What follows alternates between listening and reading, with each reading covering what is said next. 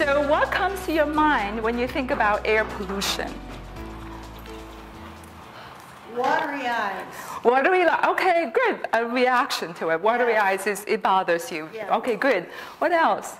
What images do you see? Dirty air. Dirty air. It's like smog. Smog. What? Pollution.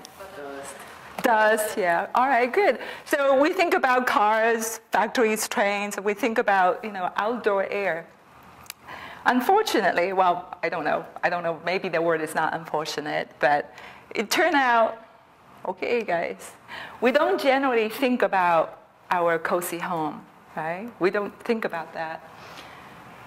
The fact is, indoor air has been considered by the FDA as being one of the top 5 environmental risks to your health. So it's actually the air inside your house that's posing a very high risk to your health. So how is that? So, well, this is a report from the FDA assessing priorities, how we can reduce our risk, and how can we protect ourselves in the environment. And it says indoor air has a lot of toxic stuff from consumer products. Stuff like, solvents, pesticides in your home, formaldehydes in your home. And we spend so many hours indoors, and that's why it's such a serious environmental health hazard for us. So what is it that we are exposed to? So I'm using as much as I can, using government agency information. So here are some of the things that's affecting our air is so by alphabetical, so asbestos, everybody has heard about asbestos, right, being a problem, right? And biological stuff like molds and stuff, that we've heard about a lot, yeah? And carbon monoxide from burning fossil fuel. And then formaldehyde. Now, all of us have heard about formaldehyde, yes? Right? Is that a good or bad thing? Bad thing. But so formaldehyde, so I'm going to turn it over to you. So according to the EPA, the sources of formaldehyde is from wood product, furniture, like pressed wood, all that kind of stuff, solvents. Well, we don't have a lot of, if you buy a new piece of furniture, you have experience that you've smelled that for a while, yes? And then after a while, it dissipates, right? So why is that a big deal, right? Well, and also it can cause all kinds of health effects, and it causes cancer in animals and can cause cancer in humans. That's from the EPA. But then what's really interesting is I went to the national. I'm going to let you do this because do you want to do this or not? Because this is what giving me problems before. Okay, so actually it's really interesting to see that different agencies have different conclusions. What's really interesting, and the Institute of Health sort of highlights that in the international agency considers formaldehyde as a carcinogen, that it causes cancer in humans. But the EPA in the US says it's a probable, so it's sort of a different category. For some reason, it's always European countries are more strict than the US rules. So when you have bad smells in your house, so we all know the air isn't so good. What do we do about this? Put Febreze or something. What? Febreze. You put breeze, which is a what? All right, good job, air freshener. That's what we do. If you go to an airplane and airports, places, crowded places, they're always, they have air fresheners stored in the building. I think we probably have it here somewhere in our building. So air fresheners is generally what we do. So chemical warfare. We use chemical to attack another chemical. So what is in air fresheners? How does air fresheners make your air better? Can you have the next?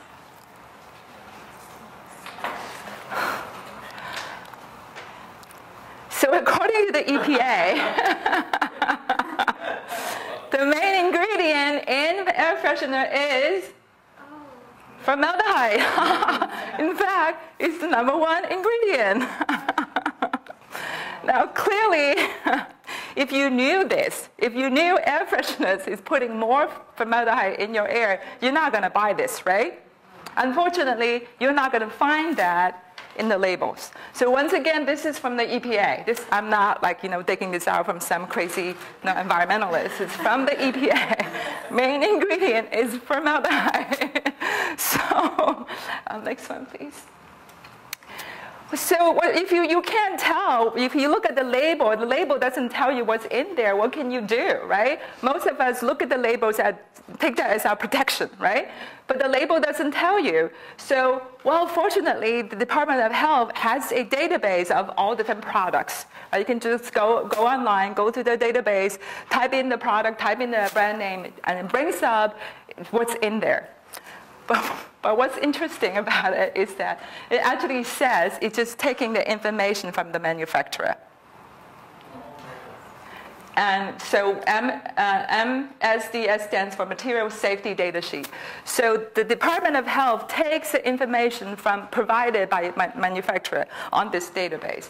So I looked up air freshener, right? So after I go to the EPA says that's what in your air freshener. So like, okay, let me look up air fresheners. So I went to, so a health effect, read this really carefully. It says no effect on acute exposure to your eyes, none to your skin. You can even inhale it, and you can eat it, and it's all good. And it doesn't really have any chronic effects either, because there's no inflammation. But it says if it gets into your eyes, you should rinse it out really well. But it has no health effects. And the next one. So what is in it? According to this listing, apparently the only thing that's in it is water, mostly. It doesn't. So the first ingredient is water, and the second one is this chemical. It says unspecified. So what do you do? What do you do? Next one. So I guess you can have to look elsewhere. You're not going to find it in EPA, not going to find it in the Department of Health. You have to go somewhere else. So this study was done by the University of Washington in 2008, and they found all kinds of chemicals in these products and air freshener. So right now we're focusing air freshener, because that's our solution to bad indoor air. So you can see that they have all these different chemicals in there. We can sit all day here to look at the chemicals. The next one, please. And this is also in detergents. A lot of these chemicals are meant to make this product smell good, by the way. So next one. So here's a list of the chemicals that are found and their health effects. You can see 2 of them are carcinogens, and you can see all of them affects your neural system. So it goes on, and you can find all this is easily available online. So if you want to take a closer look, I'll put all this on a CD, and it will eventually be on YouTube. So all this, you will have a chance to look at this again. And if you want to, I can also give you a copy of my CD. Next one. So there's another, University of Washington did this study, and this is also a more recent study. Environmental Working Group turned out to be a really good resources for all kinds of information. So they've done their own analysis. So here is very common household product that most of us have at home, and they found that its product released 146 chemicals into the air.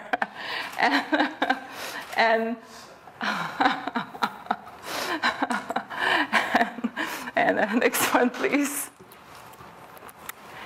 And guess what? Our friend formaldehyde is in there.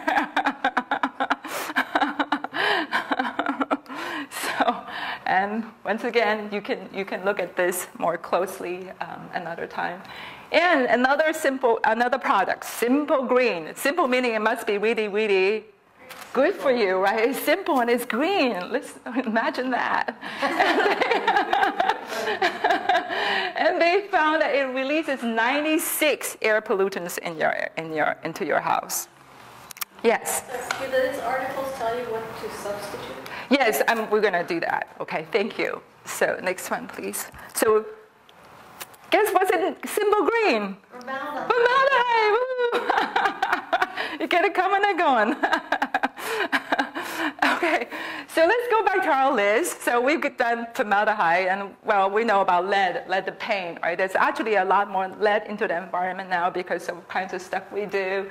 And then it's nitrogen dioxide from burning, from stoves and so forth. Pesticides in our house. Radon, fortunately, we don't have to worry about that a lot because radon is a natural sort of like radioactive sort of element in rocks. And we don't live in regions where the rocks are releasing a lot of radon. So it's not an issue for us, and that's a natural problem.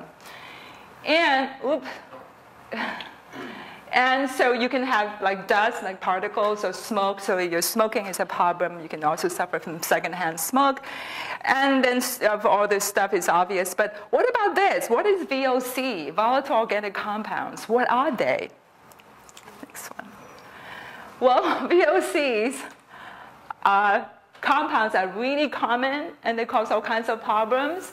And they're in cosmetics, household products, paint, cleaning products, disinfectants, and cosmetics. And according to the EPA, they are emitted by products numbering in the thousands. In the thousands. Next one, please. So just have a sense what 1,000 looks like. So I piece this piece together. So there's about 1,000 people in this picture. So just multiply that into thousands. That's how many chemicals there are in the products that's releasing VOCs into the air for us. Oh, why should we care? Well, VOCs, and what are they anyways? So here, for example, this is another sort of study that just came out. I just found it actually this morning. It just got released, actually. These are all these different chemicals that are found in fragrance and colognes that we use to make ourselves smell good. And these are all, obviously, all the ones that are not listed in the ingredient list. And the next one, please. And most of them have not been listed on the label and not tested for safety.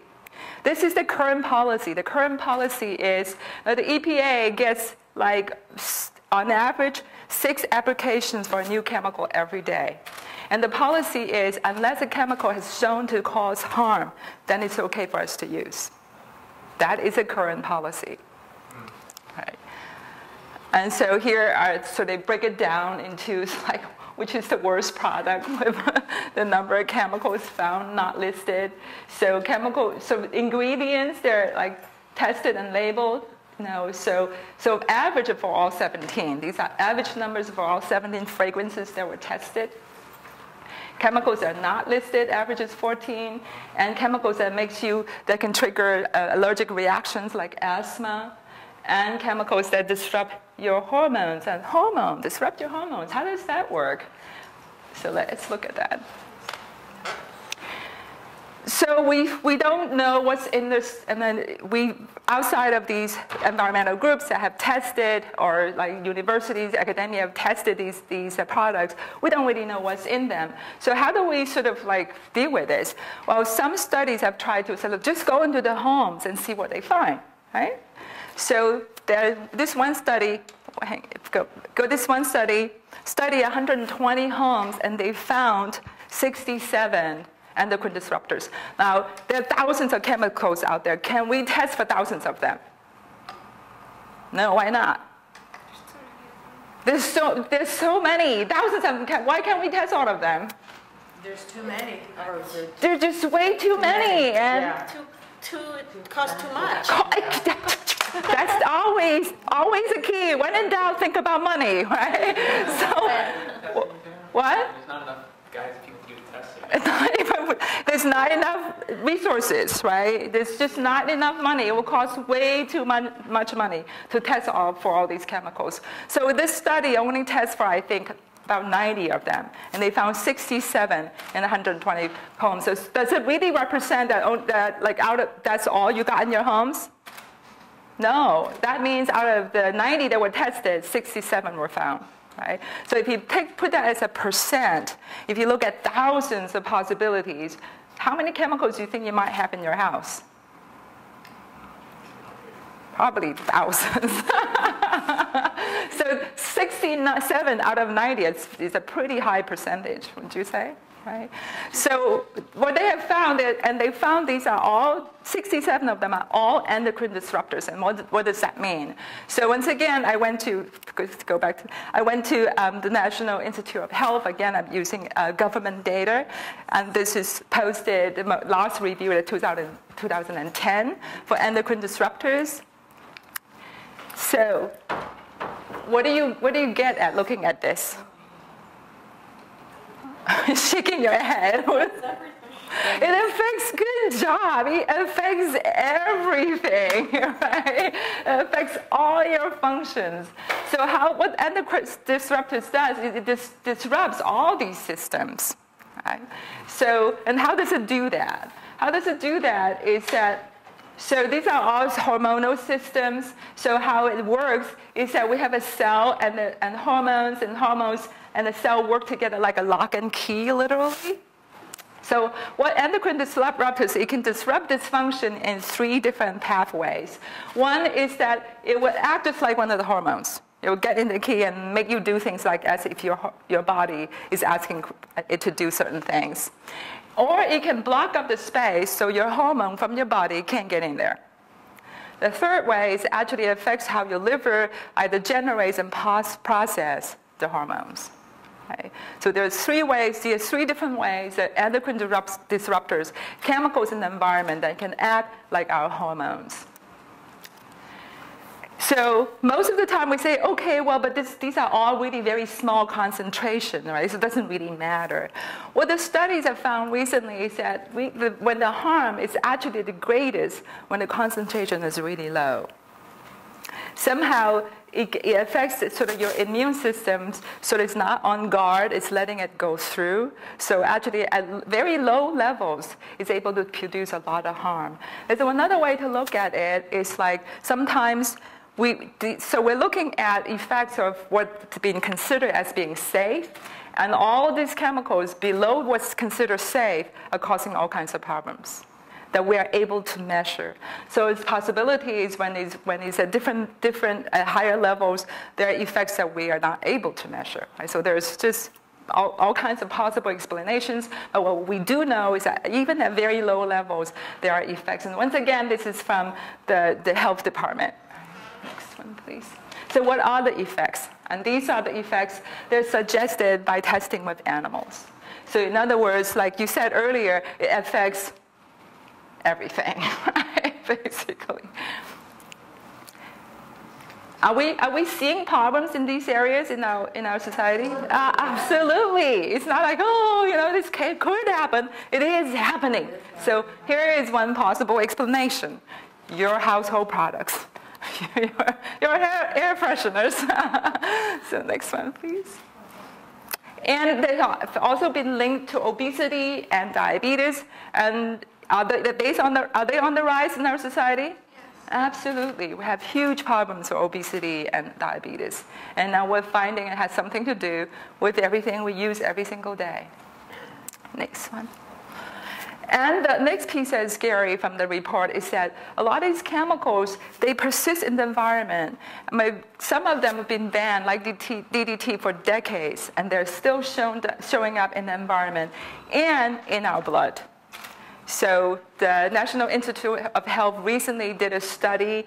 They started tracking for the past few years, these chemicals in the population, and they're still finding them, even after they've been banned for decades. Next one. So I'll go back. What happened?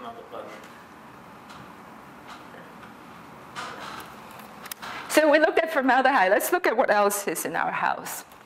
So I'm going to give you a few minutes to sort of take a look at that.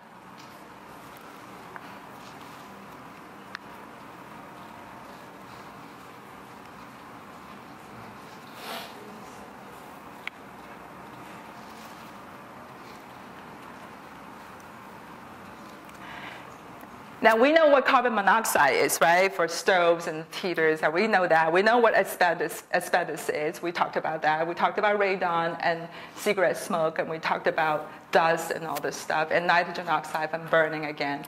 We know these things, yeah? But what about all these others? methylene chloride, all these others. What about them? Guess what? They are all volatile organic compounds, and they are all endocrine disruptors. That's what they all have in common. So we talked about formaldehyde. We know it's more than just this furniture. This is from dry cleaning. Those of you who came for the water one, we actually talked about chemicals used for dry cleaning. So when you take it to dry cleaning, you bring it back, it is giving this stuff out in your closet. Right?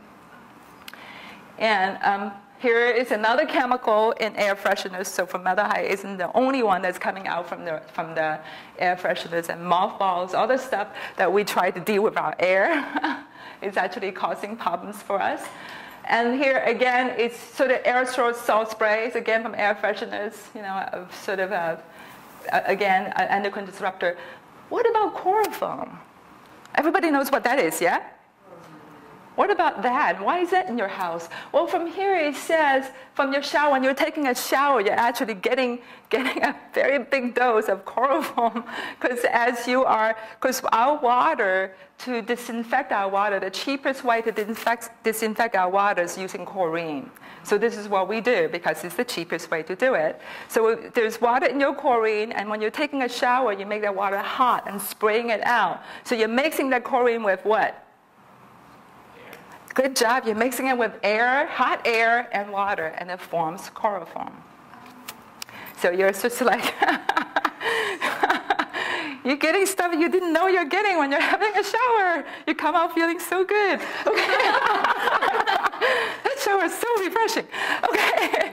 Well, you can actually buy these shower heads to try to minimize that, to take out the chlorine. So that is one possible solution to that. So here, actually, next one.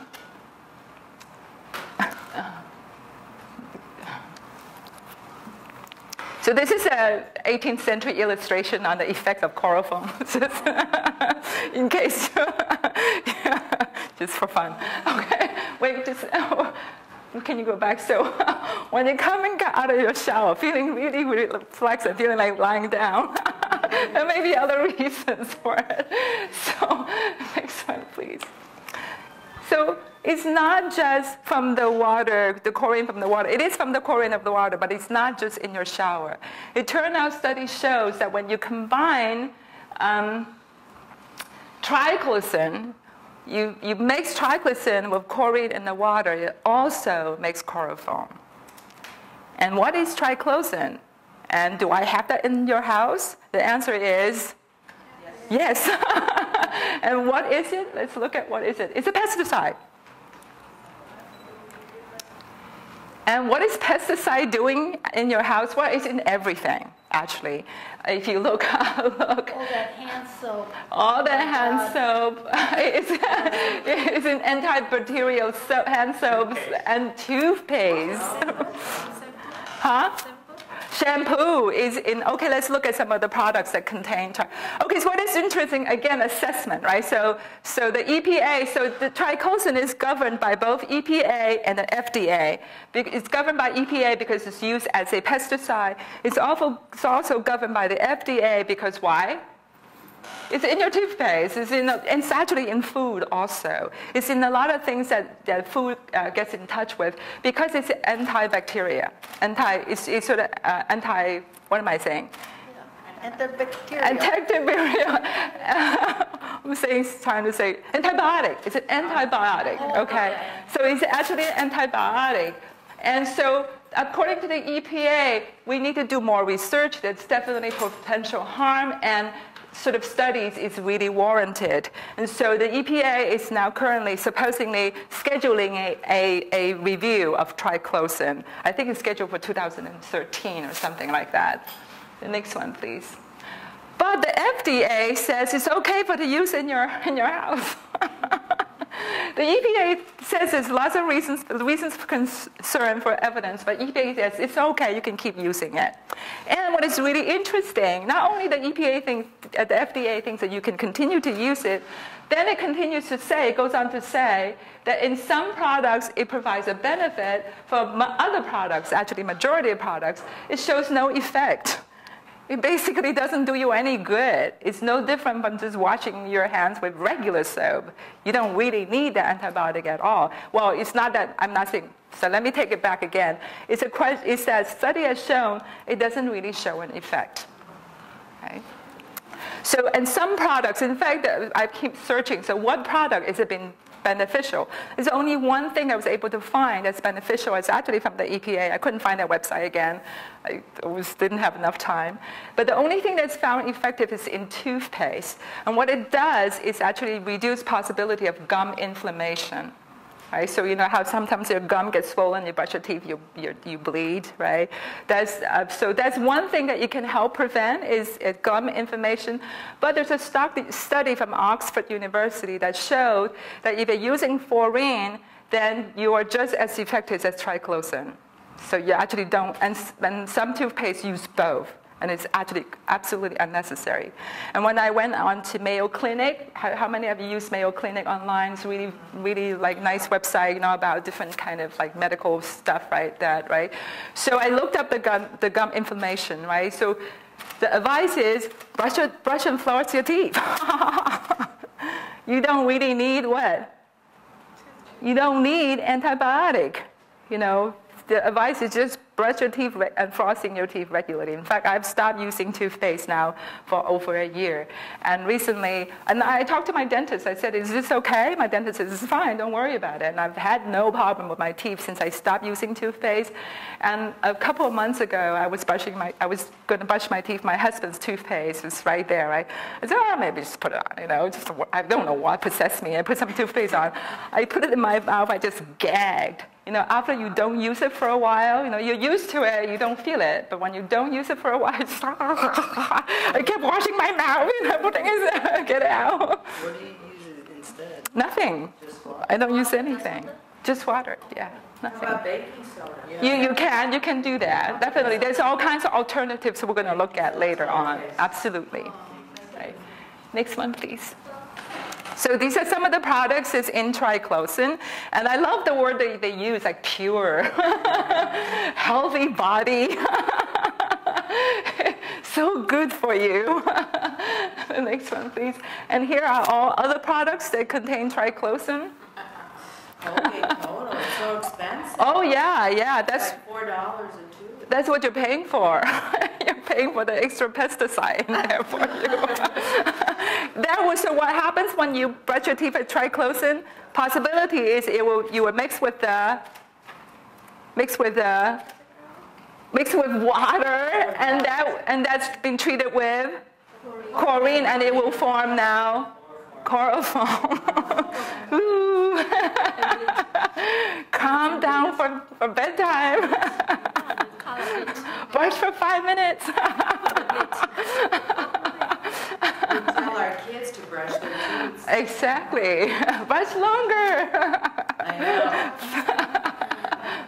So here's actually, you can find all this online. Again, I think this is from the website called Our Stolen Future. So it's a list of products that contains triclosan that you can, look at what's in there though. First aid, well, okay, I can understand first aid, but soap, dental care, cosmetics, deodorant, so you're putting on your skin, so you're taking your mouth, you put it in the skin, you're breathing it in, and it's all. Isn't it nice with the steak knife set? So you're using it to cut your food? Yeah, like I said, they're putting a lot of stuff near food, to make it safe, so you should not get sick, in toys. Computer equipment.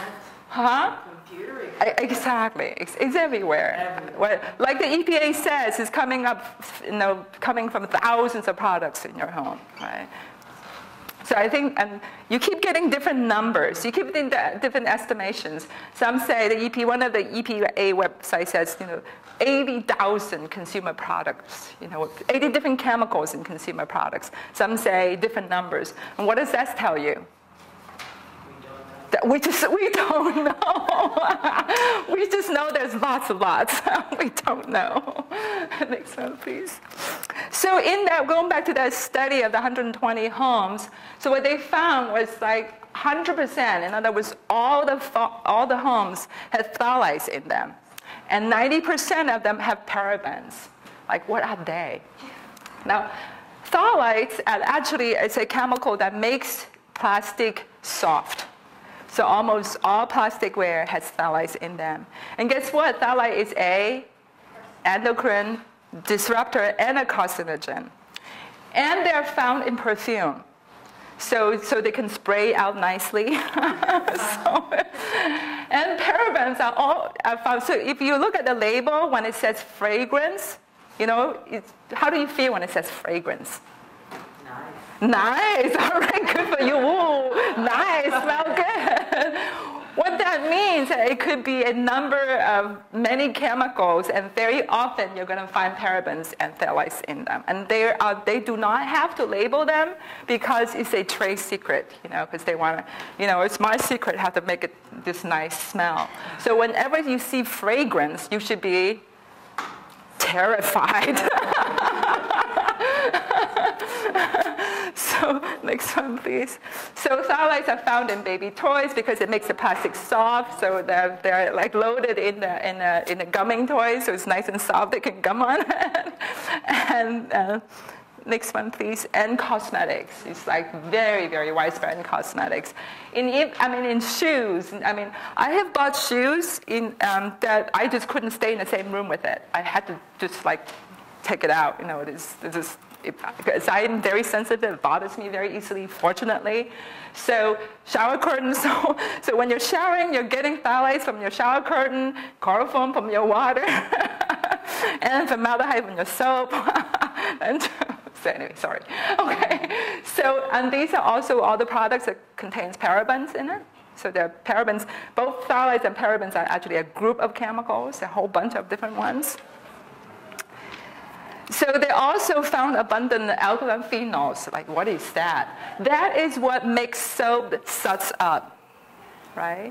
So almost all soaps have it, whether it's hand soap, laundry soap, because the makers of these detergents want you to feel you're actually cleaning. It makes you feel like you're doing something, right? I'm paying for this. I want to see some results. And I wanted to see it foam up. So that foaming up is actually, that's what you're looking at. And guess what? It's an endocrine disruptor, and it's also a carcinogen. And once again, it's a whole big group of different chemicals. Right? And, can we go back? Flame retardants. So flame retardant is found in most of these homes. And also from that study, from the EPA, the Department of Health study, they have found that everyone they tested have flame retardants in their blood. So there's one way you're getting it. You're getting it through the air, you're getting it in your food, and you're getting it in your water. Just make sure all bases are covered. It's found in everybody's blood. So what are these things? So in almost all the cleaning products, you're going to find that. And next one. And this flame retardants, we want you to be nice and comfy and not worried about being burned to death when you're sitting on a big couch. So we want to make sure it is completely soaked with fire retardant so you can rest easy. And everything that touches a baby, the law requires, like especially pajamas, require that has fire retardants in them. So, and of course, research shows that for obvious reasons, babies who are exposed to these chemicals are actually far more seriously affected. Yeah. Vulnerable. They're much more vulnerable. And of course, a lot of these studies show now actually they come preconditioned. They've already all got these chemicals already in their mother's womb. Some studies show over 100 chemicals in babies in the womb, actually. So you have it on the TV, computers, carpet. When you're sleeping, make sure you can rest easy again. And fabric, huh? That's the thing they put in pillows. Oh yeah, they put in pillows. It's all the bedding stuff. Pillows and flame retardants. Oh yeah, they do. Yeah. So all this is constantly giving out flame retardants into your air. Next one, please. So what is what do we do? So you can't do that. So next one, please. So there are actually alternatives. So in fact, even the EPA has a website that shows you like the different category of cleaners and products and the different kinds of hazardous ingredients that are found in them, and alternatives of different that you can make your own. You know, there's stuff you can do. So, A lot of baking soda. a lot of baking soda, absolutely. So there are all kinds of things you can actually, simple things you can do actually. Next one, please. And this is the National Geographic, has a green guide. Again, it has all kinds of recipes on there, like how you can make your own household products, so you don't have to buy them. Next one. And actually, the environmental working group I mentioned earlier, they have a big database just for sort of personal care products. And like you can type in looking for stuff. Remember triclosan? We talked about triclosan earlier. So you can sort of like specifically target specific chemicals and look up to see if these products contain these chemicals. So the best thing would be to make your own. If you can't make your own, there are other database information out there that you could sort of search, because these are not going to be listed on the label, right? Next one, please. And here's another one, guide to less toxic products. Again, you can see the all different categories that you can search. Next one. And also, some scientists at NASA, they were concerned about indoor air sometimes a couple of decades back, and they did some research about how plants can take in these toxins. So there's a whole bunch of plants, to put in house plants in your house, that you can also help take in, like some of them can take in like formaldehyde, you know, different kinds of toxins. Recently, then people have sort of like been sort of questioning that study, and they said, well, you know, maybe it's not the plants that's taking it, it's really actually the microbes in the soil. Well, who cares, whatever. So whether it's the plants or microbes in the soil, having house plants can help, right? Obvious. So, and once again, if you email me, I'll send you my PowerPoint so you can have all this information if you like. And these are the common house plants that you can use. Next one, please. So, but what about, so actually I want you to, because I put a lot of information out just now, I really like you to talk to each other for a minute. Why do you think this is? Like, how do we get to be where we are? And what, no, there are alternative to products, but what else can we do? What do you think is really the cause of the problem? So I would like to just take a pause for a few minutes for you guys to talk to each other and see what we can sort of put some brainstorm together. Have you asked the question that why is it our indoor air so bad? You know, and I didn't point it out, but in one of the EPA things earlier, they actually said indoor air can be 2 to 5 times worse than outdoor air. Some of the chemicals are 2 to 5 times more concentrated inside than outside. Some up to 10 times more concentrated indoors than outside. Any suggestions why that is? Air conditioning. Oh, all right, good job. Air conditioning, all right. We want to make sure our air is conditioned. And exactly what are we doing? We are conditioning it with lots of toxins, and that's what has happened. So we want to be comfortable, so we keep the windows and doors closed and turn on the air conditioning, so we make sure we don't lose any of the formaldehyde out the window. And actually, some people say, oh, let's like reduce the energy we use in air conditioning, so let's make the windows tighter. You don't get points for being sensible. You get points for like, you know, spending more money doing like good things, like, you know, making sure we reduce. How about, wow, there you're cooked. That's why they use a lot of air fresheners in airplanes. So next one, please. Simple solution. And it's free. You don't even have to pay. How about free solutions are never good solutions, apparently. So the next one, please. So while we have alternatives to the chemicals, it's okay, household products is easy. I mean, I've given a couple of talks on food and water, and those are harder to think about solutions. But with household products, it's easy, right? You just don't use them. You know, you can be dirty, you know, actually. And actually, my breakfast is a drink I made in a blender. I have never washed a blender with soap ever, and I am not sick. Well, maybe here, but physically I'm not sick. And a lot of this idea that we need to be clean is, I don't know where it actually comes from. In fact, actually, we actually, the study has shown that we had the polio outbreak because we got too clean. So being exposed to germs are important. Actually, some recent studies show that on our skin, on average, the estimate is 500 different bacteria on our skin. And their function is to protect us from the environment. And another study showed that actually, people who have diabetes, they don't heal really quickly. And that's because they don't have that many bacteria on their skin. They have a lot of volume, very small in variety.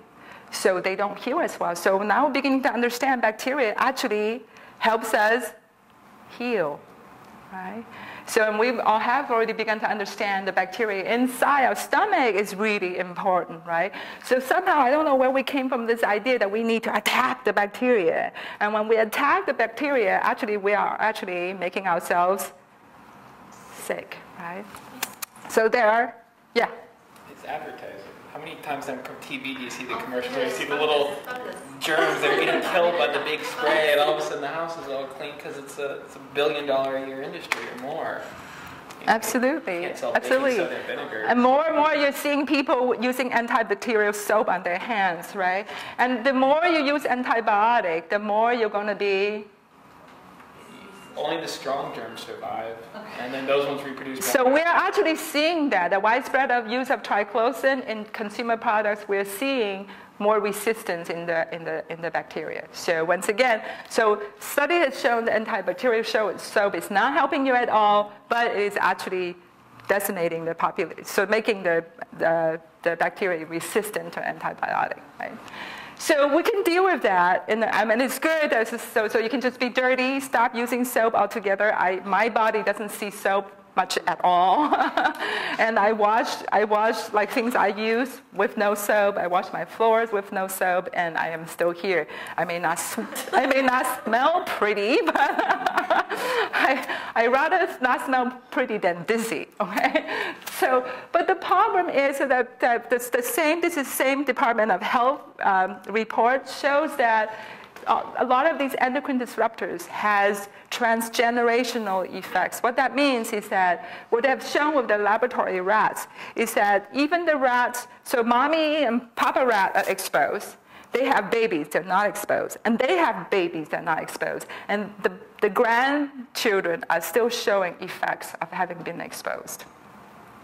So if we were to clean up completely tomorrow, if you are childbearing age and you don't have kids yet, and when you have your grandchildren, they are still going to show effects of having exposed. And that puts a huge, huge responsibility on all of us. Next one, please. So this was interesting. I was emailing with EPA. I'm harassing them all the time. So they sent me an email and they gave me these reports. It was what I thought was really interesting. I thought share with you. So they're looking at what is the biggest risk. Listen, obviously if you're a worker in a chemical factory, that's a problem. Indoor radon's a problem. We don't have to worry about that much. But pesticide on food, indoor air, consumer exposure to chemicals, and pollutants in the air are considered at the highest. And then the next one is actually a more recent re-evaluation. Next slide. Not so recent, but they put so air, again, you're working in a factory, indoor air, and drinking water. So in other words, in the top hazards to your health is your food, your water, and your air. In other words, the greatest hazard is just being alive. Eating, drinking, and breathing.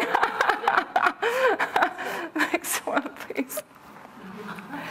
So ultimately, ultimately, right? Like, you know, ultimately, if you have a sick planet, you're not going to be healthy.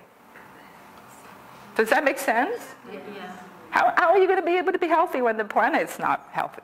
So if we continue to generate these chemicals and dump it into the environment, and they don't go away even after we stop making them, what does that mean? That means you're going to be eating it, drinking it, and breathing it. There's just no way around it. Next one, please. So what we really need to do, we talk about alternatives, right? Alternatives in product. But so we can look at alternative in products, absolutely. And we need to start making different kinds of products. It can't be just about money, right? So we're always using fear.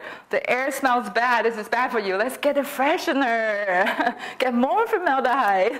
You get sicker and you need more. Okay, so we need to stop making stuff like that. We started producing healthier products, alternative in products, and household cleaning products. Fortunately, there are alternatives. Or just don't buy them. Thank you. Don't use them at all. You can don't buy. Oh my God. Okay, so the alternative. We can have alternative in lifestyles. Right? Why do we always need to do this like before we go out of the house? You know, why do we need to do this? You know, what? Smell good, look good. So your hair, you know, they have all these advertisements how your hair shine and it's like they don't kink. You know why they're shining and not kinking? Because there's this is plastic in your shampoo. It's phthalates. They're making it like separate as trans. So basically, you're plasticizing your hair. So we can think about alternative in products and also alternative in lifestyles. And ultimately, we really need to think about alternatives in the way that we relate to each other and the way we relate to our earth. Simple thing is like, kill germs. Like, we're really good at that. Hey, germs are bacteria. Bacteria is what actually keeps you alive. Right? We really need to start having a different attitude about us and the environment. The way it is, we are at war with it. There's no water here, I'm going to bring it here from somewhere else. You know? There's no metals, I'm going to dig the shit out of it, dig the crap out of everything and just refine it to death and bring out what I want, right? And germs, I can't have germs in our environment. So we're at war with it, we're at chemical warfare with it.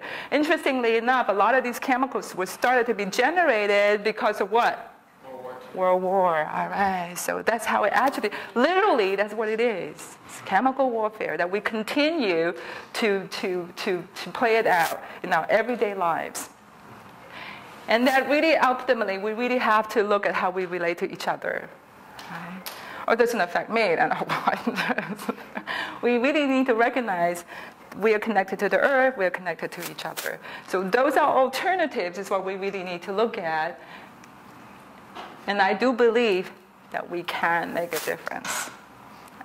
And if we all work together, we absolutely can. Yes? So then how do you wash your hands? I mean, they say wash your hands. I know, they say I wash my hands with just water unless I've done something like number 2. That's the only time I actually use soap, and just a little bit of soap, you know. There are soap that has nothing but lye and fat, you know. You can buy really simple soaps. They have those. Yeah, they have those. Yeah, they are available. There's no question about that. What about when you've just cut up a chicken? I don't eat chicken, so that helps. And even if I cut up a chicken, I just wash my hands with water. And because my family are not vegetarians. I mean, I even when I'm fasting, I'm cooking big meals and sometimes barbecues for other people, and I don't. You know, I very, very rarely touch soap. So. What's your hand? Yeah. What?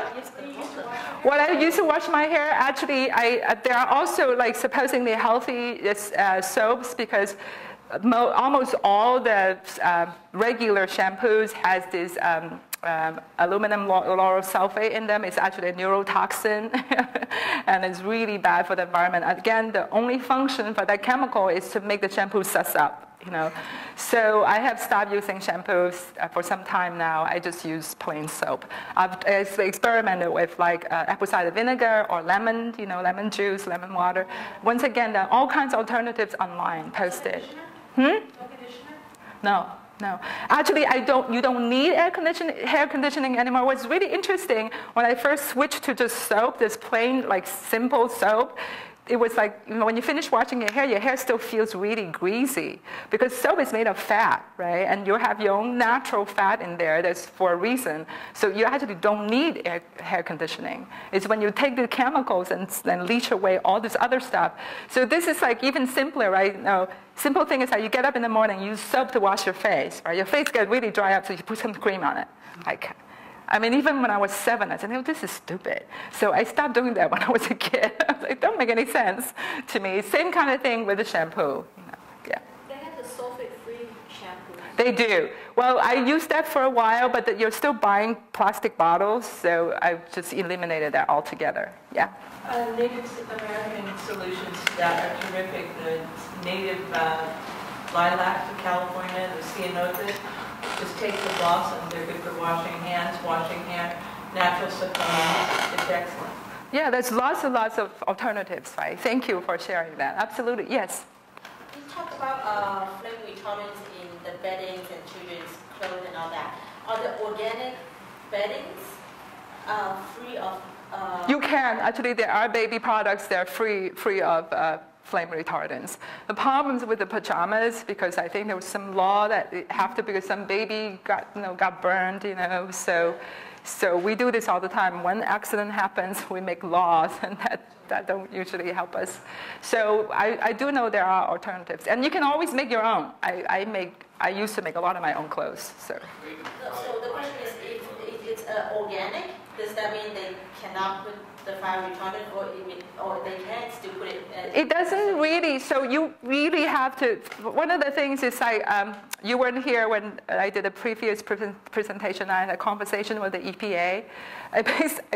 Another question I call them. Eventually, what it ends up as being is that the manufacturers is entirely responsible for telling the truth. So take it however you want to take it. Well, I know in the case of pajamas, they can't advertise them as pajamas. Yeah. Unless it's got. They call it loungewear. Yeah, so if you get loungewear sometimes. You can get loungewear. Like Hannah Anderson pajamas are not pajamas. They're loungewear. Because they don't have The flame retardants in them. Yeah.